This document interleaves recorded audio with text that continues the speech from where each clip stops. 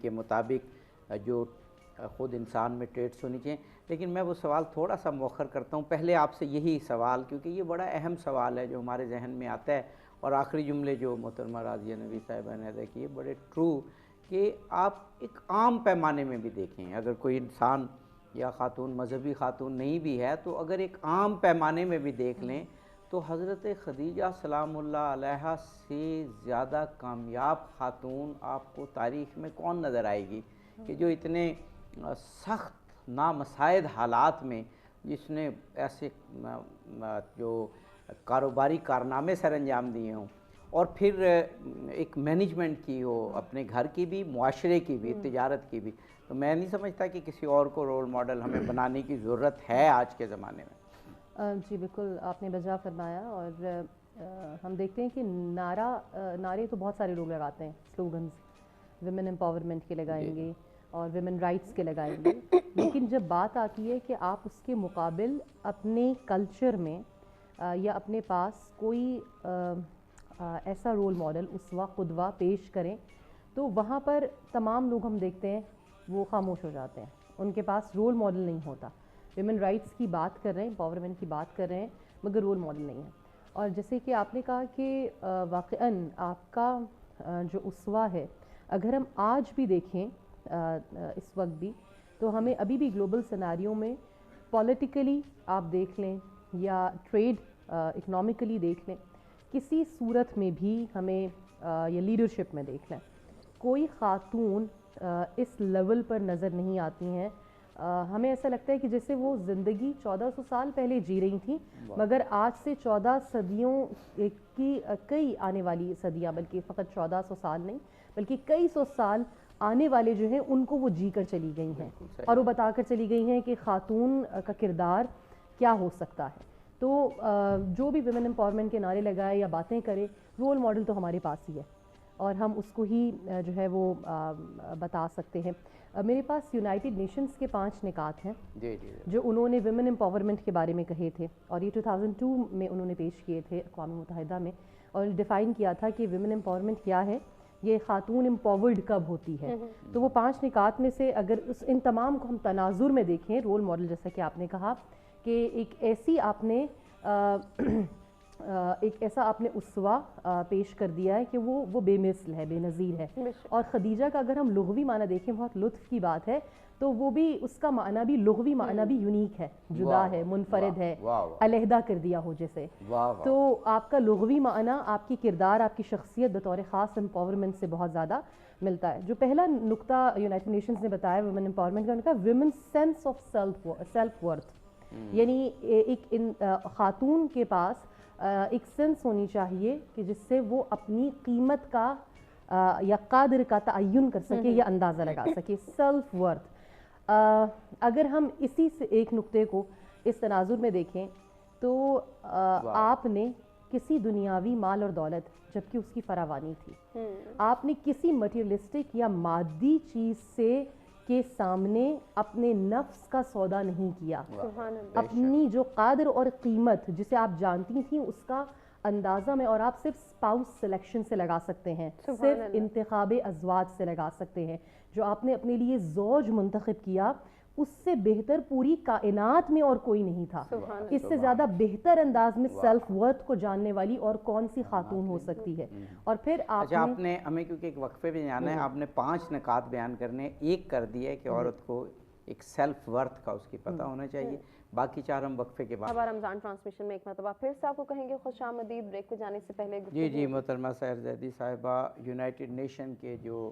Women empowerment کے کچھ goals ہیں، پوائنٹس وہ بتا رہی تھی. ایک بتایا تھا کہ خواتین میں ایک سیلف ورتھ، یعنی ان میں ایک عزت نفس کا احساس وہ بہت زیادہ ہونا چاہیے. جی آپ جی. اور جو دوسرا نقطہ ہے وہ ہے their right to have and determine choices. یہ ان کے پاس یہ حق ہو کہ وہ منتخب کر سکتی ہیں، انتخاب کر سکتی ہیں. اب وہ انتخاب آپ کا پروفیشنل لائف میں بھی ہو سکتا ہے، وہ انتخاب آپ کا ایجوکیشنل جو آپ کی پوری جرنی ہے اس کا ہو سکتا ہے، وہ انتخاب اسپاؤس سلیکشن کا ہو سکتا ہے، وہ انتخاب ایز این انڈیویجول آپ کس طرح سے معاشرے میں سروائیو کرتے ہیں، زندگی گزارتے ہیں. اور ہم دیکھتے ہیں کہ یہ ساری چوائسز اور اس کا اختیار اسلام نے ایک خاتون کو دے دیا ہے آلریڈی. یعنی وہ ڈیولپمنٹ گولز اور جو امپاورمنٹ گولز ہیں یہ تو اب 20ویں اور 21ویں صدی کے قصے ہیں. جی بالکل, میں نے آپ کو بتایا کہ یہ اس کو بھی جو موڈیفائی کیا ہے وہ 2002 میں کیا ہے, 2002 میں کیا ہے. اور اگر میں اور آپ دیکھیں, اور خاص طور پر سیرت تناظر سیرت جناب خدیجہ الکبریٰ سلام اللہ علیہا میں دیکھیں تو ہمیں یہ نظر آتا ہے, وہ جیسے میں نے آپ کو کہا کہ وہ کئی صدیاں آگے کی زندگی جی چکی تھیں اور بتا چکی تھیں کہ خاتون کا مقام, اس کی قدر, اس کی منزلت اسلام میں اور ایک اسلامی معاشرے میں کیا ہے. پھر اس کے بعد they right to have access to opportunities and resources. اب آپ اس کو دیکھیں کہ ہم ریسورسز یا اپرچونیٹیز کی اب بات کر رہے ہیں, جبکہ جب انہیریٹنس میں, ورثے میں, ارث میں حصہ نہیں مل رہا, حق نہیں مل رہا ایک خاتون کو, تو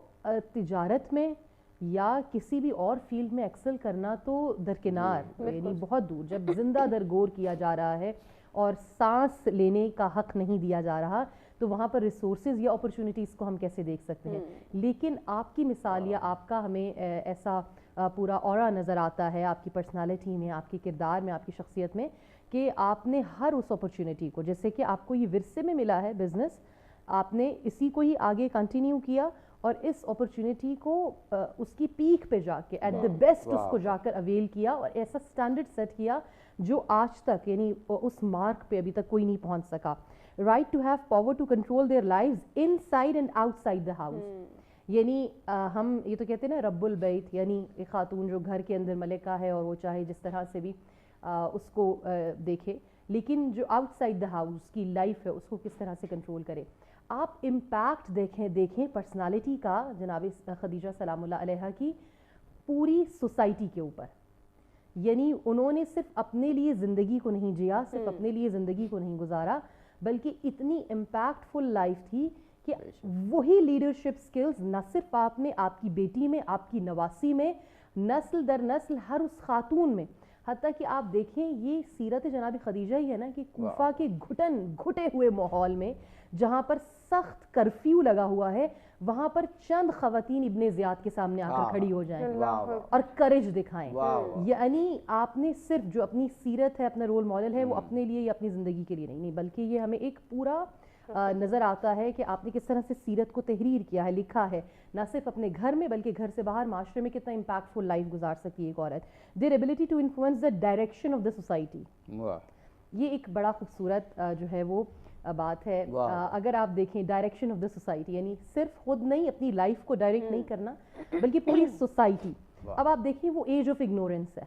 جہاں پر کوئی رسول اللہ صلی اللہ علیہ وآلہ وسلم کی بات پر لبیک نہیں کہہ رہا, کوئی سمجھ نہیں رہا, کوئی اس کیلیبر کا نہیں ہے جو آپ کے مقصد کو سمجھ سکے. لیکن وہاں پر چنیدہ افراد ہیں, چند لوگ ہیں جو پوری سوسائٹی کو ڈائریکشن دیتے ہیں اور بتاتے ہیں کہ آپ کو کس کے پیچھے جانا ہے اور کس کو فالو کرنا ہے. اور ان کی سیدہ, اور یہ جو سیدہ ہے یہ صرف میں اور آپ نہیں کہہ رہے, ان کو یہ سیدہ امیر المؤمنین مولا علی نے کہا, یہ سیدہ رسول اللہ نے کہا ہے. جنہیں وہ سیدہ کہیں تو وہ یقیناً وہ لیڈرشپ رکھتی ہیں اور وہ ڈائریکٹ کر سکتی ہے پوری سوسائٹی کو کہ پوری سوسائٹی کس طرف جائے. تو یہ ابھی کی بات ہے, لیکن ہم 1400 سال پہلے جا کر دیکھیں بلکہ اس سے بھی زیادہ امپاورمنٹ ہمیں آپ کی سیرت اور کردار میں نظر آتا ہے. سبحان اللہ, کتنے خوبصورت انداز میں جو جدید یہ دراصل خواتین کے لیے گولز ہیں نا, یہ گول سیٹنگ ہے جو یونائٹڈ نیشن نے کی ہے کہ خواتین تبھی اپنی حقیقی شخصیت کو پا سکیں گی جب یہ چیزیں ان میں ہوں گی. لیکن جب ہم حضرت خدیجہ سلام اللہ علیہا, حضرت فاطمہ سلام اللہ علیہا, حضرت زینب ام کلثوم علیہم السلام, ان کو دیکھتے ہیں تو ایک مکمل امپاورڈ خواتین ہمارے سامنے آتی ہیں.